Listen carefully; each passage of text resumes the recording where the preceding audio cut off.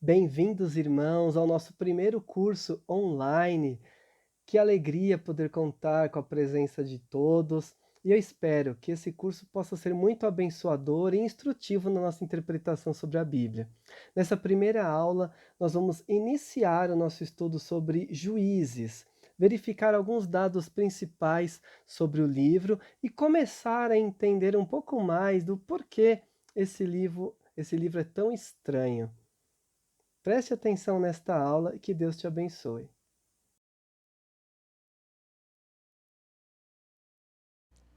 Já tá? Então, queridos, bom dia, né? Eu vou usar o microfone por conta da gravação, que nós vamos disponibilizar de alguma forma, né? Depois como algum curso, algo assim. Mas é importante os irmãos estarem aqui, porque nós queremos também fazer perguntas, queremos pensar, queremos dialogar, se for possível, não é mesmo? Então eu queria começar com uma oração. Vou fazer eu mesmo aqui, porque senão quem está assistindo depois perde um pouco, né? E aí se alguém fizer uma pergunta, eu repito aqui a pergunta e respondo. Mas vamos começar com uma oração, pedindo para Deus nos abençoar. Senhor, nós queremos crescer na Tua Palavra e estamos aqui para isso, Pai, para que a gente possa compreender melhor a Tua Palavra, entender o que o Senhor tem para nós, cuidar de nós, e que o Senhor se mostre. Te agradeço por todos que estão aqui presentes, te agradeço pela Tua igreja, Pai, nos traga mais e mais crescimento, no nome de Jesus, amém. Queridos, livro de Juízes, que é o que a gente sempre fala, o livro de Juízes é um livro estranho. Talvez é um livro que mais tenha histórias na Bíblia complicadas. É um livro que tem muita história complicada. É um livro em que a gente vai lendo e não acredita no que está lendo. É um livro onde a gente tem heróis que não são heróis, atrocidades, carnificinas de todos os tipos, e a gente fica lendo e perguntando o que está acontecendo nesse livro dos Juízes. Então esse curso é composto de 2 aulas. Essa aula aqui é para fazer uma análise da narrativa dos Juízes. Então nós vamos tentar analisar objetivamente que pistas que o autor está dando para a gente, e da onde ele está partindo, e com isso eu quero trazer também ferramentas para a gente entender a Bíblia. E semana que vem nós teremos a parte que é a parte mais espiritual, onde nós vamos ver as aplicações diretas que eu posso tirar desse livro para mim. Então hoje na verdade são as ferramentas para entender, e semana que vem a gente vai trazer a parte espiritual, que eu quero entender, eu quero compreender espiritualmente esse livro. Então vamos começar. Alguns cuidados iniciais que não valem só para Juízes, vale para todo o Antigo Testamento. É importante a gente ter isso em mente quando lê o Antigo Testamento, porque é um livro repleto de histórias, narrativas, situações boas, situações ruins. Então, como que eu consigo lidar com isso? Primeiro, os personagens bíblicos não são exemplo de vida. Eles podem, no entanto, exemplificar condutas positivas ou negativas. Vamos colocar uma coisa na nossa cabeça para sempre, assim. Os personagens não devem ter a vida imitada. Algumas condutas sim. Então eu posso olhar, por exemplo, a fé de Davi e falar, olha a fé que ele teve, a coragem que ele teve, mas eu não posso ser adúltero como ele foi, ser um péssimo pai como ele foi, ser tentado pelo orgulho como ele foi. Os personagens não são exemplo de virtude, de vida a ser seguida. Não é. Quando a gente olha a Bíblia falando eu vou imitar, a gente tem uma série de problemas. Porque a Bíblia é a história de como Deus usa pecadores, e não a história de pessoas santas. É a história de como Deus usa pessoas falhas, como nós, para os propósitos dele. Então a gente vai estudar aqui a história de Sansão, a história de Gideão, histórias de pessoas que fizeram atrocidades. E a gente pensa, mas eles foram usados por Deus, mas eles são citados em Hebreus 11 como grandes homens que conquistaram vitórias pela fé. Como isso funciona? Funciona dessa forma. Os personagens bíblicos não são exemplo de vida. Só que a gente tem uma tendência, uma tradição, que vem da tradição judaica, de olhar pessoas e falar, se espelhem nelas. Na verdade, isso é uma tradição que vem desde as mitologias antigas, que quando alguém escrevia uma mitologia daqueles povos, pode ser egípcio, celta, caldeu, grego, se descreviam pessoas para se imitar as atitudes heróicas para imitar e atitudes ruins para serem rejeitadas. Culturalmente a gente acaba olhando as histórias, as narrativas bíblicas dessa forma, mas é um erro, como eu estou falando.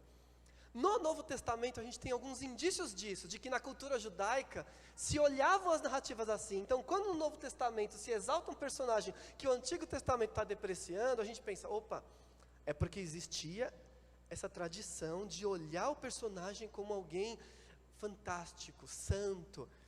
Mas graças a Deus, pela bondade dele, que ele não permitiu que nenhum autor do Novo Testamento atestasse que essas pessoas eram santas, porque não eram. O próprio Paulo fala, todos pecaram. Então quando todos pecaram, eu leio e eu preciso analisar. Porque tem outro problema, muitas vezes o narrador bíblico não coloca juízo de valor na narrativa. E foi lá, Sansão dormiu com uma prostituta e não tem um juízo de valor falando foi errado, foi certo, e Deus vai julgar e Deus não vai julgar. Não tem, sou eu com o meu entendimento dos meus valores, baseados principalmente no Novo Testamento, que eu tenho que entender se determinada situação é positiva ou não. Por isso tenham cuidado com as narrativas. Pode usar um exemplo, esse exemplo foi bom, mas só esse exemplo, porque se eu virar a página, pode ser que dê algum problema. Eu lembro muito de um pregador que estava fazendo um estudo sobre amizade. E aí ele pegou o texto que fala dos amigos de Davi. E aí ele estava fazendo o estudo dos amigos de Davi, listou os amigos de Davi, os amigos que apoiaram Davi quando ele fugia de Saul, os amigos de Davi, sejam amigos como esse. Ele listou vários amigos de Davi e falou, sejam esses amigos. Aí no fim do sermão uma pessoa levantou a mão na plateia, eu lembro, levantou a mão e falou assim, mas pastor, esses amigos, se você virar a Bíblia algumas páginas depois, eles traíram Davi. Eles traíram Davi, eles perseguiram Davi, quando Davi fugiu de Absalão. Os mesmos homens traíram Davi. Aí o pastor ficou, é verdade, eu esqueci. Então a gente tem que tomar esses cuidados. Não é seja o fulano, no máximo tenha essa atitude que ele teve nesse contexto. Mas pode ser que quando você virar a página da Bíblia, ele teve outra. Então as pessoas, elas não são exemplo. Algumas atitudes são positivas ou negativas. Um outro cuidado que a gente tem que ter, que é algo pouco falado, mas é importante, que a Bíblia é palavra de Deus em linguagem humana. Vocês já ouviram isso, certo? Óbvio, quem cresceu na igreja sabe que a Bíblia é palavra de Deus em linguagem humana.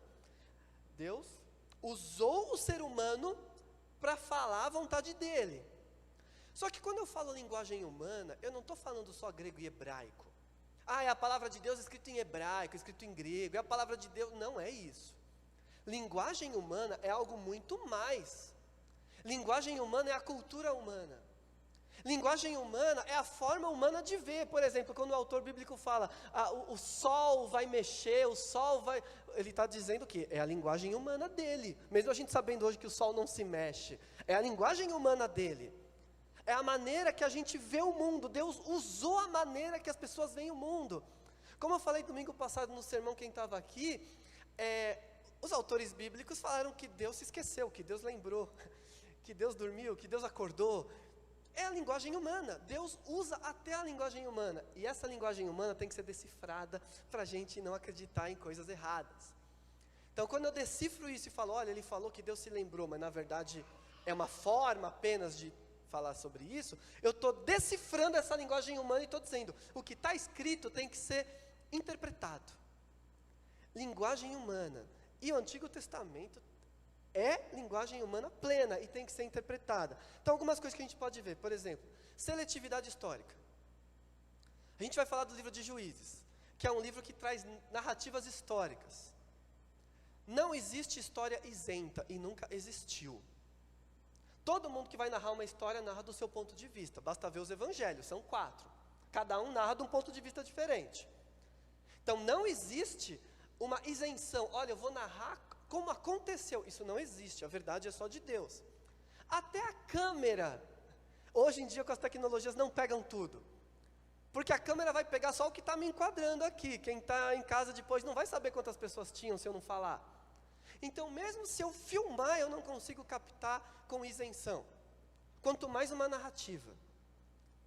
Então, se um autor bíblico narra alguma coisa, eu preciso entender que ele está narrando do ponto de vista dele, e ele está selecionando os fatos que ele quer, e deixando de fora os fatos que ele não quer, como eu já falei nos evangelhos. Tem autor de evangelho que fala que a pessoa foi pedir para Jesus, o outro fala que na mesma situação a pessoa mandou um empregado pedir para Jesus. Ora, cada um está selecionando o que quer. Então esse negócio de eu vou contar uma história isenta, sem ideologia, sem ponto de vista, isso não existe história isenta. O maior exemplo do Antigo Testamento são as narrativas de Reis e de Crônicas. No livro de Samuel e Reis, a gente tem uma história dos reis. Nos livros de Crônicas, a gente tem a mesma história dos reis, só que de outro ponto de vista. Então no livro de Crônicas não fala do pecado de Davi, não fala dos pecados de Salomão, mas fala do arrependimento do rei Manassés, que não está escrito em Reis. Por quê? Porque cada autor está selecionando os assuntos interessantes para o que ele quer passar, e deixando de fora aquilo que não é interessante. Não porque ele quer mentir ou enganar, mas porque não é relevante para a mensagem dele. Então a seletividade histórica faz parte da linguagem humana.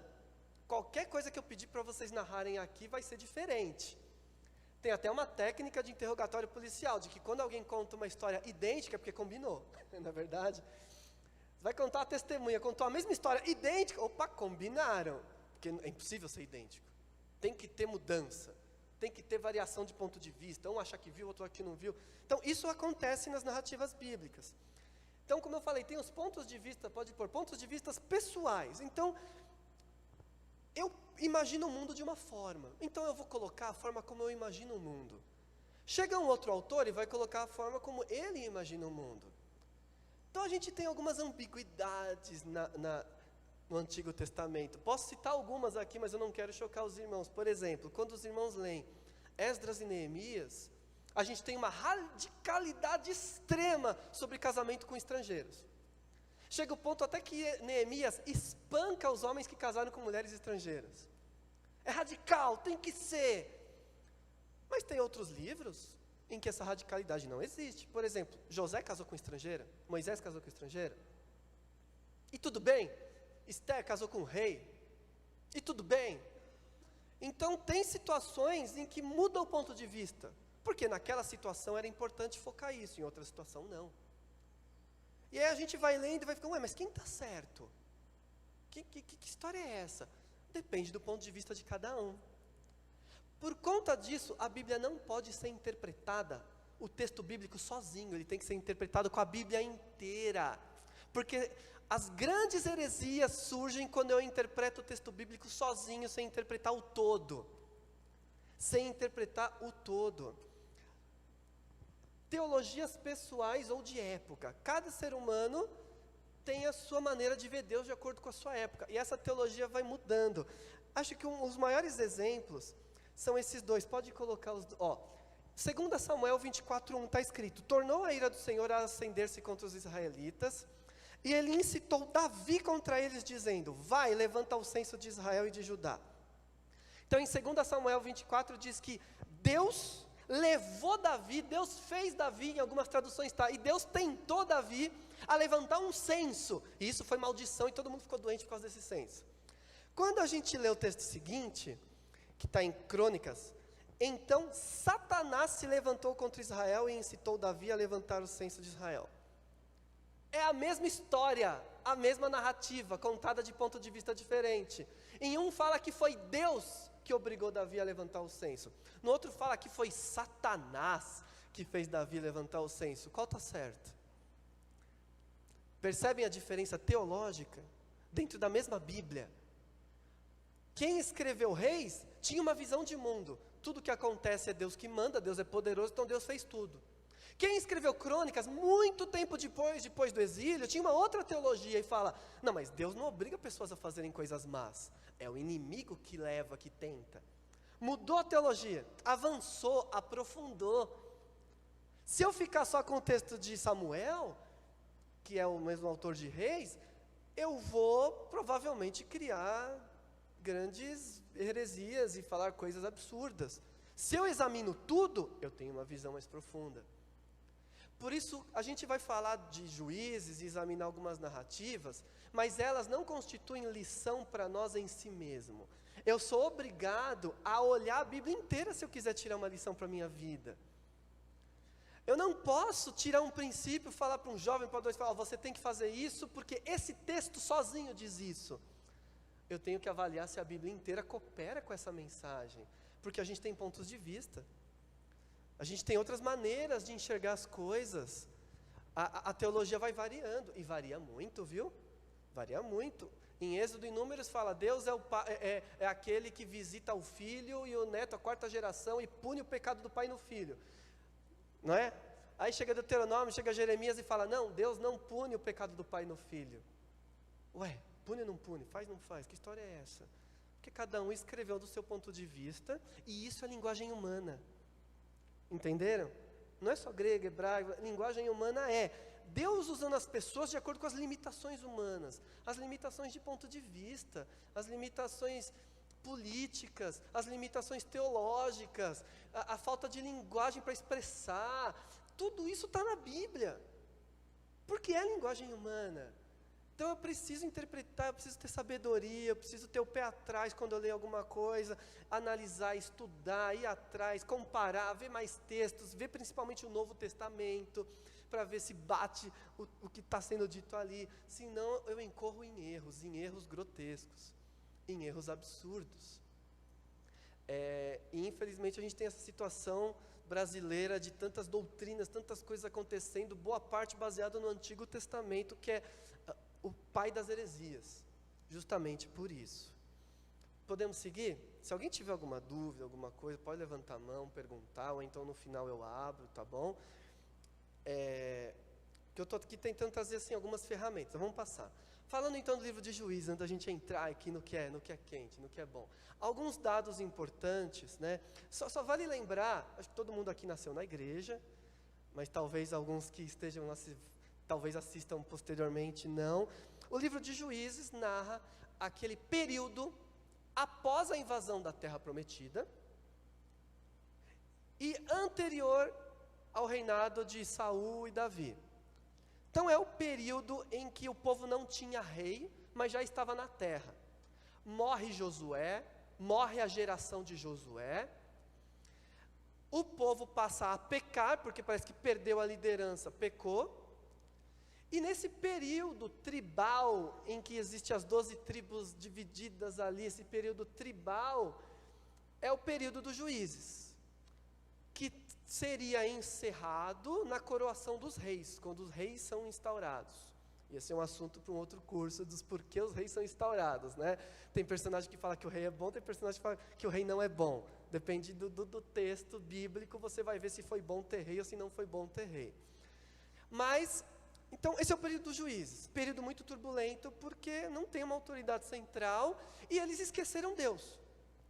Semana que vem a gente vai falar da teologia dos juízes, do ciclo dos juízes. O livro dos juízes é baseado em pecado, invasão, escravidão, arrependimento e libertação. Então, o povo peca, Deus envia um outro povo para dominar, o povo chora, Deus envia um libertador e o povo passa a gozar de paz. Isso acontece repetidamente no livro dos juízes. Por isso é um período tão difícil, tá? Então vamos lá. Se eu tiver que colocar em termos de história humana, aproximadamente seria, né, pode pôr, entre 1370 e 1050 antes de Cristo, isso vai variar muito, 50 anos para mais, 50 anos para menos, é aproximadamente, mas isso é muito debatido, porque nós não temos dados exatos de quando aconteceu esse período numa linha histórica. Se a gente somar o período de opressão, porque está sempre falando em cada narrativa, quantos anos o povo foi oprimido, e depois quantos anos o tal juiz governou. Se for somar tudo, colocar na ponta do lápis, numa tabela, os anos que fala que o juiz governou, o tempo que fala que teve opressão, daria 407 anos, ou 405 anos, por aí. Mas é um período muito, muito extenso, e não cabe na história, não cabe nas narrativas esse período. Pode pôr. Muitos não contam essa opressão para chegar num número que melhor que talvez caberia na narrativa de 350. Então muitos falam assim, o tempo de opressão já está contando como o tempo que o juiz governou, então não deve ser levado em conta.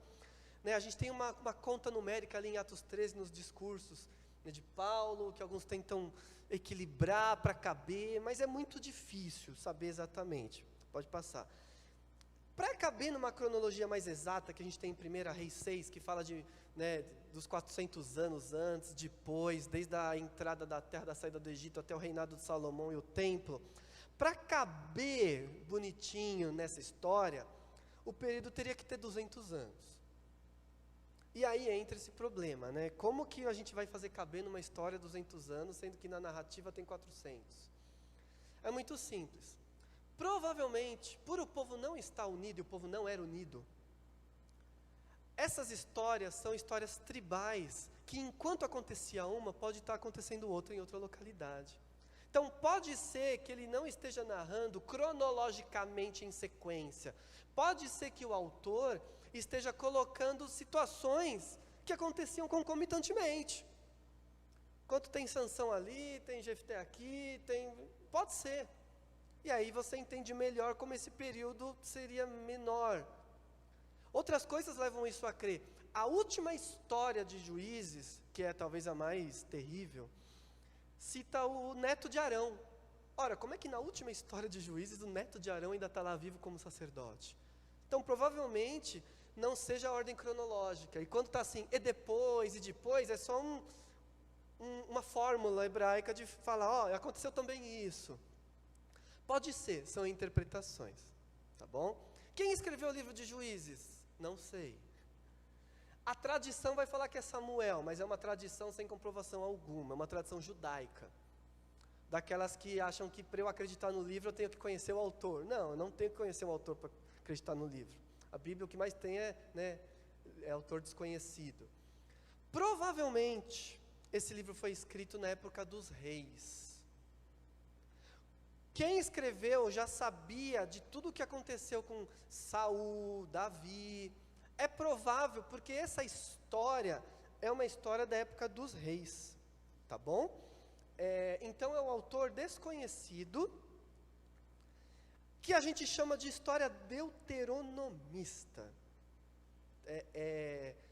História deuteronomista, talvez semana que vem eu volte um pouco nisso. O livro de Deuteronômio, ele traz princípios e visões de mundo, teologia, um pouco diferente dos outros livros da Torá. O livro de Deuteronômio traz a questão de bênção e de maldição, de centralidade do culto, fala de rei, fala de uma série de coisas. E os livros históricos após Deuteronômio, que é Josué, Juízes, e depois vem Samuel e Reis, possuem a mesma leitura de mundo, de bênção e maldição, de centralidade do culto, do templo. Então, na academia se olha esses textos e fala assim, olha, eles estão dentro da mesma tradição do Deuteronômio. Então essa tradição do Deuteronômio influenciou a escrita dos livros de Josué, de Juízes, de Samuel e Reis. Por isso se chama de história deuteronomista, está dentro da mesma tradição, são as mesmas prerrogativas, mesma visão de mundo. O livro de Juízes entra nessa mesma visão de mundo da história deuteronomista. Então seria alguém, provavelmente na época dos reis, narrando a história dos antepassados. Porque a gente não tem muitos dados históricos, a gente não tem dados culturais, a gente só tem fulano venceu, foi para a batalha com tantas pessoas. Então é alguém posterior que não está muito atento, não sabe muito bem como eram as coisas e está citando, está falando ali. Mas se você quer acreditar que foi Samuel, não tem problema algum mesmo, tá? Mas é uma tradição, não apoiado na Bíblia, é uma tradição. E quem é o juiz? Só para terminar essa introduçãozinha. O juiz, os juízes, o juiz não é um juiz do tipo Suprema Corte, O juiz não é alguém sentado numa cadeira julgando. O juiz é um guerreiro. Ele tem esse nome, mas ele é um guerreiro. Um guerreiro libertador e um líder carismático. É alguém que Deus escolheu para falar assim, vai lá, lidera o exército e vence. E é essa pessoa, com esse poder, com essa liderança que venceu, passa a ter uma autoridade. Então, enquanto ele está vivo, ele vira uma referência para o povo, e quando o povo tem algum problema, vai levar para esse homem, para essa pessoa. Mas ele não é um rei. Tem até um episódio que os israelitas se juntam para Gideão e falam, Gideão, reina sobre nós. Aí Gideão fala, eu reino? Que rei que nada, que Deus reine, eu não vou reinar nada, não, coisa nenhuma. Deus é o seu rei. Né? Ou seja, eles não são reis. Eles não são líderes políticos, centralizadores, não são.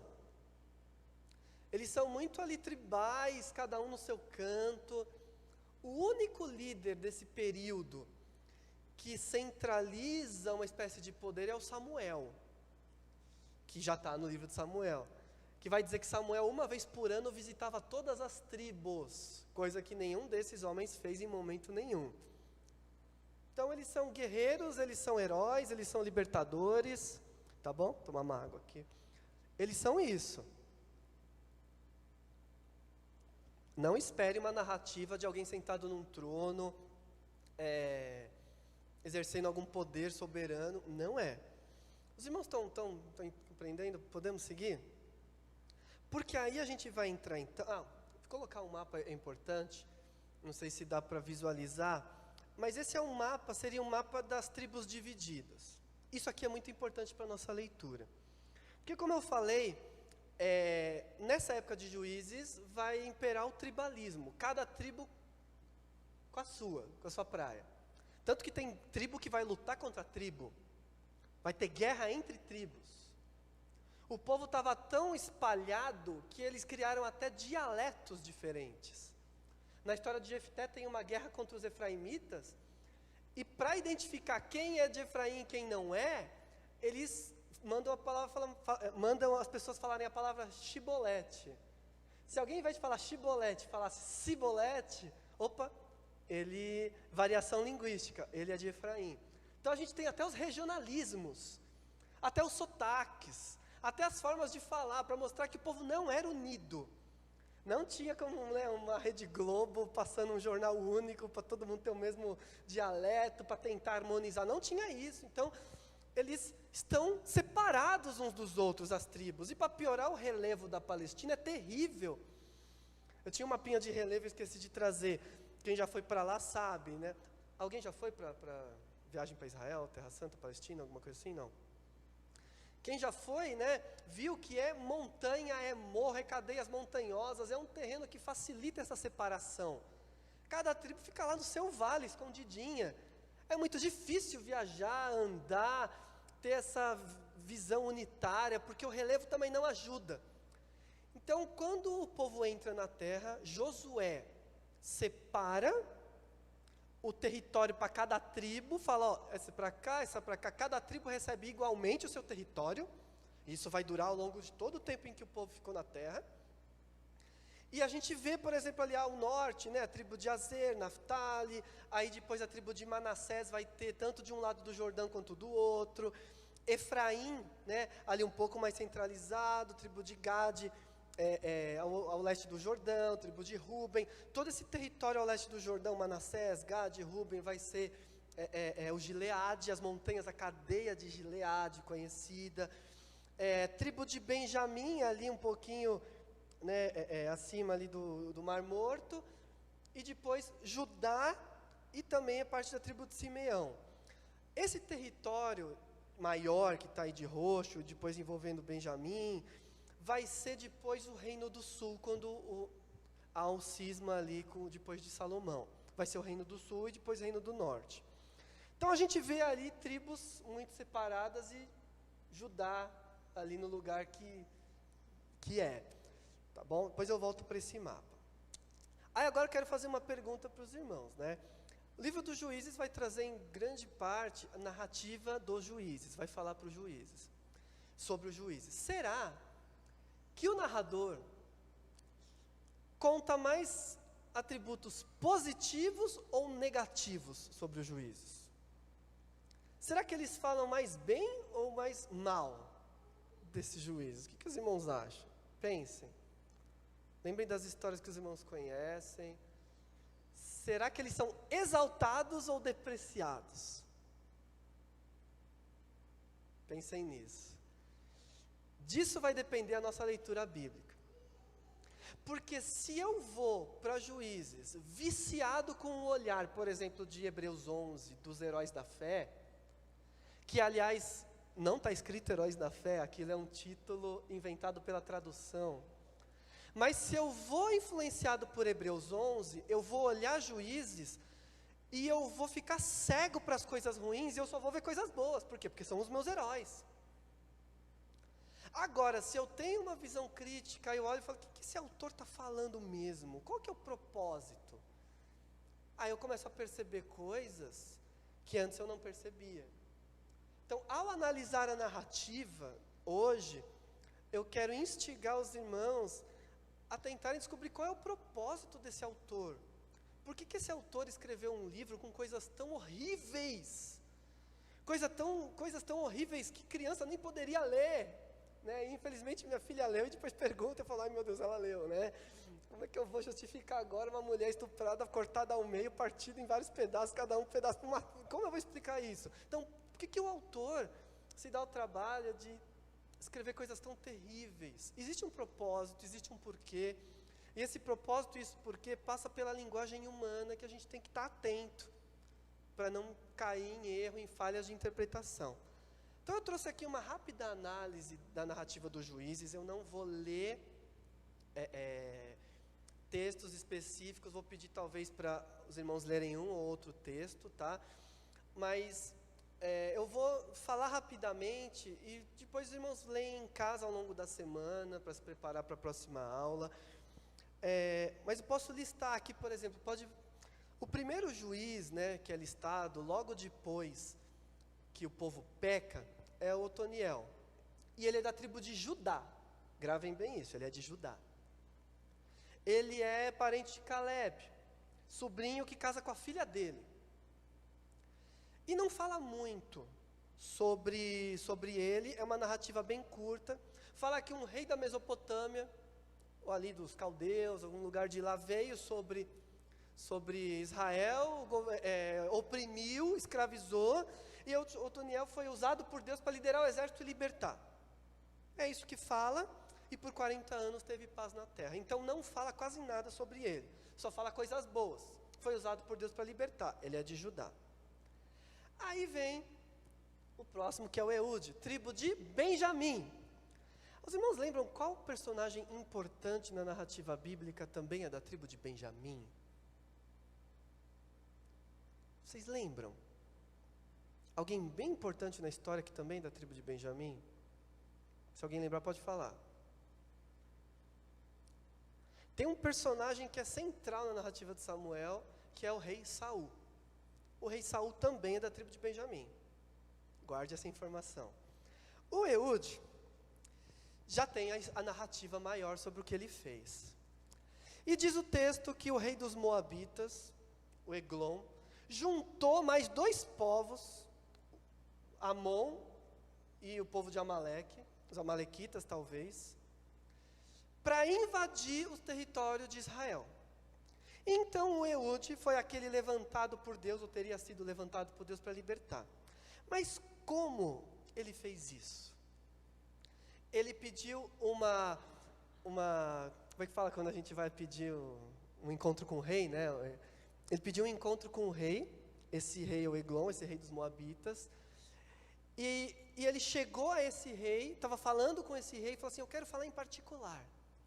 Aí o rei falou, todo mundo embora que ele quer falar em particular. Vai ver, o rei achou que ele ia propor algum suborno, alguma coisa, né? Dispensou todos os soldados, não, ele quer falar em particular, ninguém pode ouvir. Quando o Eglon chegou perto, quando o Eude chegou perto do rei, ele estava com um punhal.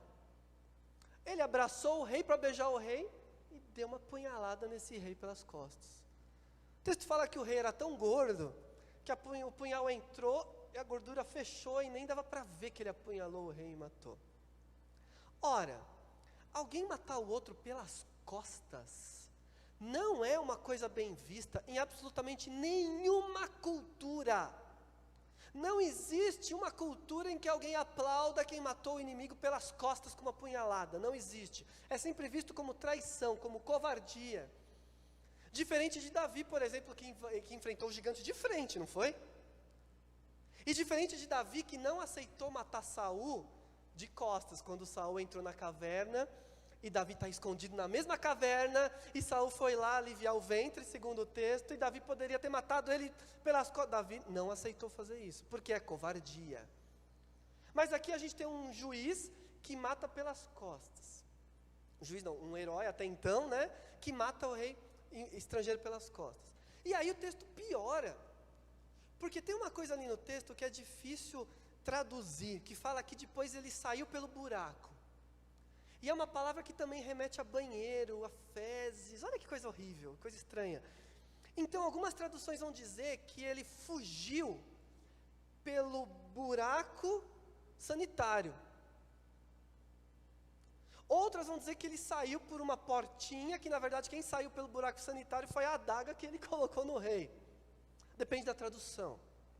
Mas o fato é que quando ele consegue fugir, sabe-se por onde, por esse buraco, sendo que a sala estava fechada, ele vai embora e os soldados não percebem o que aconteceu, porque percebem que o rei está demorando e falam assim, ele deve estar usando banheiro, tem banheiro, ele deve estar aliviando o ventre. E não vão atrás e deixam, depois de muito tempo, quando percebem que tem alguma coisa errada, aí eles arrombam a porta e encontram o rei morto, mas o Ehud já foi embora há muito tempo, está longe. Então é alguém que matou com facada nas costas e conseguiu fugir porque todo mundo achou que o rei estava no banheiro aliviando o ventre. Isso é complicado, porque a outra vez em que isso aparece na Bíblia é nas narrativas de Samuel, como eu falei, quando Saul entra na caverna, e é a mesmíssima expressão, ele entrou na caverna para aliviar o ventre. Por que a Bíblia está falando de fezes? Né? Por que a Bíblia resolve falar de um negócio desse, tão feio? Lembrando Aristóteles, que fala que é gênero baixo falar na literatura, falar de excrementos, fezes, coisa é baixo, é coisa, né? Não é coisa de alto padrão, por isso que muitos tradutores evitam falar que ele saiu pelo buraco, né, das fezes, porque não é uma coisa de alto padrão, mas está na Bíblia, falando que esse juiz fez isso, matou a traição e, olha só, né, e aí quando ele foge, aí ele toca trombeta, né, e fala, o rei está morto, vamos, e aí quando o exército ouve isso, o povo se junta, vai e vence. Vence por quê? Porque o povo inimigo já estava com o rei morto e não sabia o que fazer, ficou sem liderança. Então, e é assim que ele livra os israelitas, desse jeito. Não teria uma maneira melhor de narrar, não? Precisava contar disso? Não podia falar que ele entrou na sala e matou o rei, precisava falar que foi a traição, que foi facada nas costas, fugiu. Mas o autor está escolhendo falar isso para a gente. Então o livro é estranho, o livro traz as narrativas assim por uma escolha do autor, ele quis falar isso. Ele não precisava, ele quis. Ele quis. Aí seguindo, a gente tem o Sangar, não fala muito bem de onde ele a gente não, mas ele vai enfrentar os filisteus, né? E não tem uma narrativa, ele foi levantado, enfrentou os filisteus, acabou. Também não tem uma narrativa, não fala nem para bem nem para mal, então se falar que ele livrou é para bem. Até agora então o Sangar e o Otoniel não falou nada, o Ehud falou. Aí vem uma outra história que é emblemática também, pode passar. É a história de Débora e Baraque. Essa história os irmãos sabem, ou não? Lembram bem? Débora, juíza, e fala, nos tempos em que Débora julgava Israel. Isso pra gente hoje, fala, ok, né? Na época, falar que uma mulher julgava Israel, era o cúmulo. Numa sociedade em que as genealogias são patrilineares, em que é o homem, numa época em que o homem é o cabeça da casa, numa época em que a mulher é proibida, apesar da mulher sempre fazer, ela julgou em Provérbios, a mulher virtuosa é que trabalha e coordena a casa, etc. Mas apesar disso, na cultura, é um absurdo. E começa o texto falando, na época em que Débora julgava Israel. Será que o autor está dizendo que essa época dos juízes era tão terrível, que não tinha homem, precisava uma mulher fazer isso? Talvez. Então hoje a gente olha e fala, olha, uma juíza mulher. Para a gente hoje Deus usou. Mas para a época, para quem recebe esse texto e está lendo, é uma vergonha. Para o israelita que recebeu esse texto e está lendo esse texto, fala, ei, que história é essa? E aí piora, né? Porque o rei de Canaã invade, ou seja, algum reinado lá da própria terra de Canaã invadiu Israel e dominou Israel. E aí Débora fala para Baraque, que é um homem ali, né? Fala o seguinte, né? E é de Efraim, tá? Guarda, Efraim, lá mais ao norte. Fala para ele, Deus está te levantando para você liderar o exército e ir para a batalha. E aí o Baraque fala o seguinte, não vou não. Não acredito não vou não. E aí ela fala, mas Deus está te levantando. Aí sabe o que esse homem corajoso fala? Para Débora, eu só vou se você for. Se você não for, eu não vou não. Por quê? Porque todo mundo reconhecia que ela tinha o Espírito de Deus, que ela era líder, que ela era juíza, ela era autoridade. Ele está dizendo, se você não for, eu não vou. Porque Deus está com você, Deus não está comigo. Se você não for, eu não vou. E aí a palavra dela é, tá bom, eu vou. Mas por causa disso, a vitória não vai ser sua, vai ser de uma mulher. Que até então parece que a gente está falando, parece que está falando dela, mas não. Ele fala, a vitória não vai ser no seu nome, vai ser no nome de uma mulher. Ou seja, já que você não teve coragem e só foi porque foi uma mulher junto, a vitória vai vir por causa de uma mulher. E não vai ser por você. Então não é o seu nome que vão cantar, é o nome de uma mulher. E aí a gente vê ao longo da história que de fato ele vai. De fato a presença do exército de Israel faz o exército inimigo desbaratar, fugir. Ou seja, Débora estava certa, a vitória seria dele. E aí tinha um general chamado Cícera, que era quem comandava o povo de Canaã. Ele sai fugindo, desesperado, sem saber o que fazer. E ele entra numa barraca, ele vai pedir ajuda, ele entra na barraca de uma mulher, que fala assim, entra, eu te ajudo. Essa mulher é a esposa de um tal de Ebeu, alguém lá do povo. E ela fala para ele, pode dormir, eu cuido de você, dá comida para ele. E esse general dorme. Quando ele está dormindo, essa mulher pega uma estaca e finca o crânio dele na terra com a estaca. A mulher faz isso. Pega uma estaca e finca o crânio dele na terra. E por isso quem matou o grande general foi uma mulher, não foi o Baraque. E novamente, olha, é um grande juiz, mas é um grande juiz que só foi porque uma mulher foi, e mesmo assim a vitória não foi dele, né? Aí o texto fala que ele, né, reinou, teve lá o tempo dele, 40 anos teve paz, mas tirou todo o brilho, não tirou? Tirou? Olha, né? Então o autor está dando um indício, falando, no tempo dos juízes a coisa era tão difícil que as mulheres valiam mais que os homens, que não tinha homem para liderar, então precisou uma mulher fazer isso. E na tribo de Efraim, tá? Efraim é importante porque Efraim depois vai ser a descrição do nome do povo do norte. Quando a gente tem a quebra dos reinos, quando o reino racha e fica reino do sul e reino do norte, depois de Salomão, o reino do sul passa a ser chamado também de Judá, e o reino do norte passa a ser chamado de Israel ou Efraim.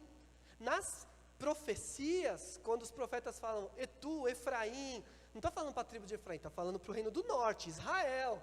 Então Efraim já é outra coisa também.